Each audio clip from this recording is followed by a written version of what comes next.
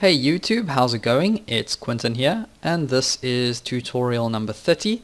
And in this tutorial I am going to speak to you guys about linear gradients with CSS3. Now this is again something that is new to CSS3, so if you're trying to get this to work in an older browser, then it's more than likely not going to work. But as long as you're using this in something that is up to date, so if it's Google Chrome or Firefox or the latest version of Internet Explorer, then this should work just fine. Okay, so to save time, I'm actually using code from the previous tutorial, which is just a div with a class of rounded box, and it has the word apples inside of it. Okay, so not too difficult there. And then again, I've gone ahead and styled my div. So I've selected it by class, which was rounded box. I gave it a width of 200 pixels. I set the text to be aligned in the center, a padding of 50 pixels on the top and on the bottom, and then 0 pixels on the left, and then again on the right. Okay.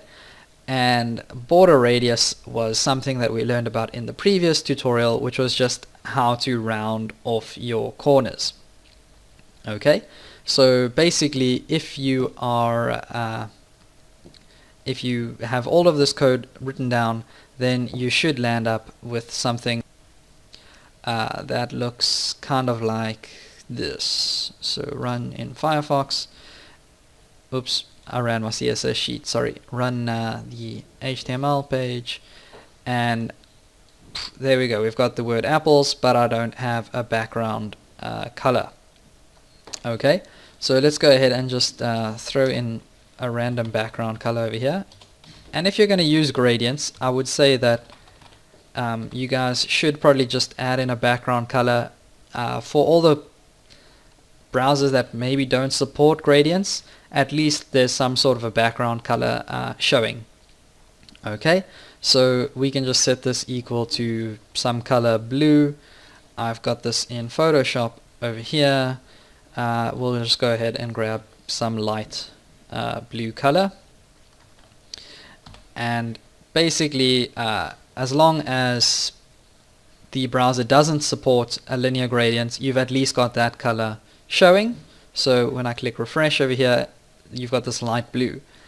But if we want to go ahead and make use of a linear gradient, then I'm going to go ahead and say background image, and then we'll say linear gradient.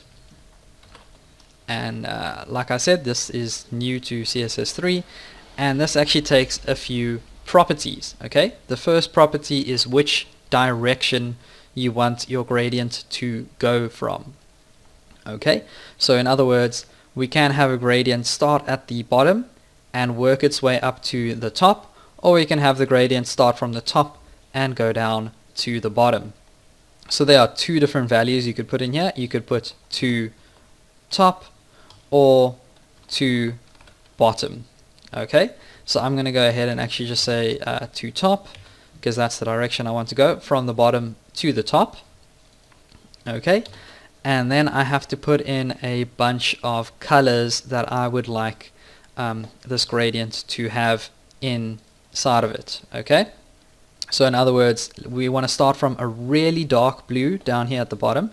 So I'll go over to Photoshop again and just grab some really dark blue, and that should be fine. So let's go ahead and paste that in with the hashtag, don't forget about that. And then I will go ahead now and grab a really light blue. So let's grab that, and when I go over to Firefox, or not Firefox but Notepad++, and just paste that in, we now have a gradient that'll start at this really dark blue and then move over to that really light colored blue. So let's go back now to Firefox and click refresh, and I hope you guys can see this, but we now have a gradient that starts as a really dark blue down here and fades up to a much lighter blue. Okay, And something I want to show you guys about this is we can use multiple colors. So right now we've only gone from a really dark blue to a really light blue, but I could add in a few other shades of blue in the middle and get that gradient really looking like a lot better. So I'll go ahead and grab a sort of medium colored blue and then go back over here, and before my light blue I just want to paste in that like medium colored blue, and we could probably overdo this a little bit more, get somewhere in between the values, and go over here again and paste that just before our light blue.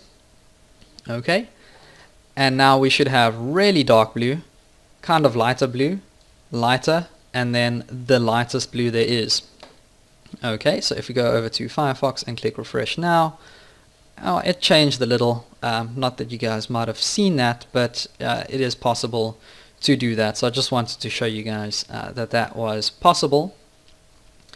And something else you can do with this as well is you can decide, well, how much space do you want each one of these colors to take up?